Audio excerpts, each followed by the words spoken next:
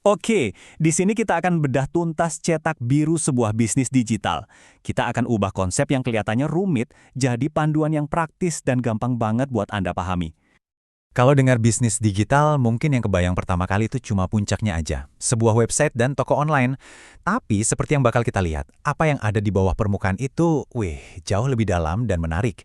Ini bukan cuma soal jualan online ya, ini soal membangun sebuah ekosistem.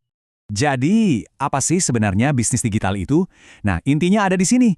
Penggunaan teknologi untuk menciptakan nilai yang unik. Jadi jangan bayangin ini cuma kayak nambah etalase baru. Anggap aja ini adalah mesin baru yang mengubah total cara bisnis Anda jalan. Dari dalam sampai luar. Dan juga cara Anda terhubung dengan pelanggan. Oke, kita masuk ke bagian pertama. Cetak biru strategi Anda. Kini, sebelum kita membangun apapun di dunia digital, kita itu butuh cetak biru. Inilah fondasi yang bakal nentuin bisnis Anda bakal berdiri kokoh atau malah gampang goyah. Dan langkah paling awal buat bikin cetak biru ini, analisis situasi. Ini bukan sekedar riset biasa-biasa aja loh. Ini tuh proses buat memetakan medan perang digital Anda. Posisi Anda sekarang di mana, siapa aja pemain lainnya, dan trennya lagi ke arah mana.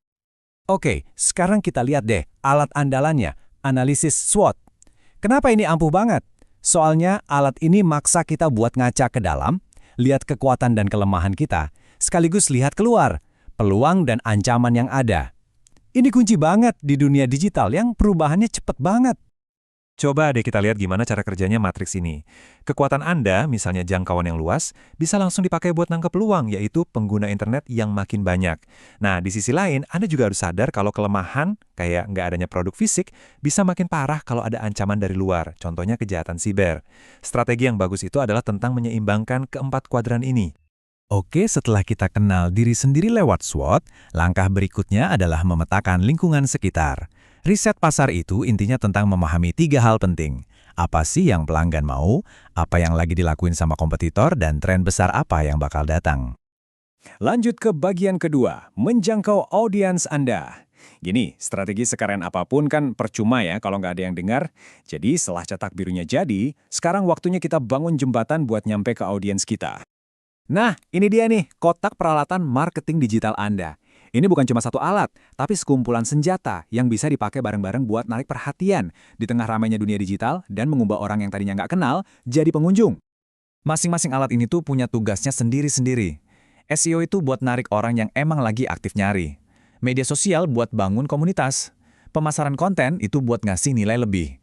Dan PPC itu buat dorongan instan.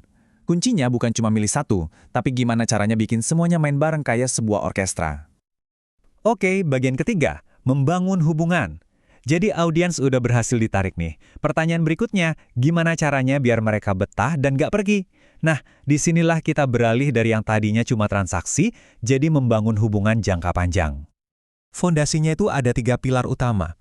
Pilar pertama itu e-commerce, alias toko digital Anda.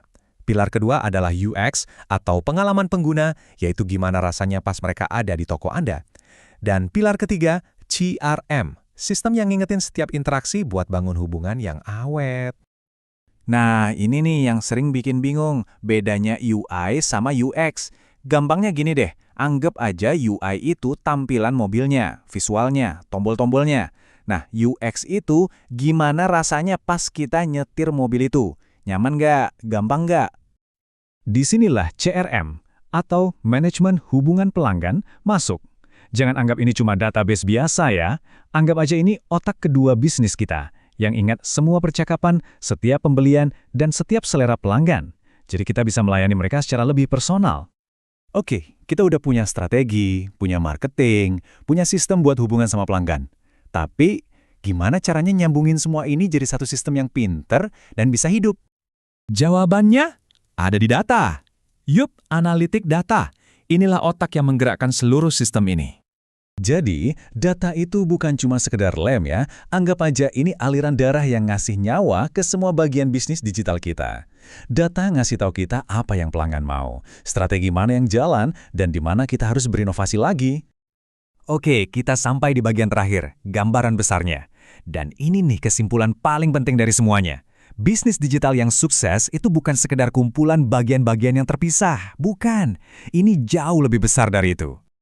Ini adalah sebuah ekosistem yang utuh, di mana fondasi strategi Anda menopang semua upaya pemasaran yang pada akhirnya menciptakan hubungan pelanggan yang kuat dan semuanya itu ditenagai oleh data. Jadi intinya apa? Intinya, ngebangun bisnis digital itu bukan cuma soal bikin website, tapi soal ngebangun sebuah sistem yang hidup, bernapas, dan didukung oleh data. Dan ini meninggalkan satu pertanyaan penting yang harus Anda jawab untuk bisnis Anda sendiri. Bagaimana Anda akan berevolusi untuk bisa terus berkembang di masa depan?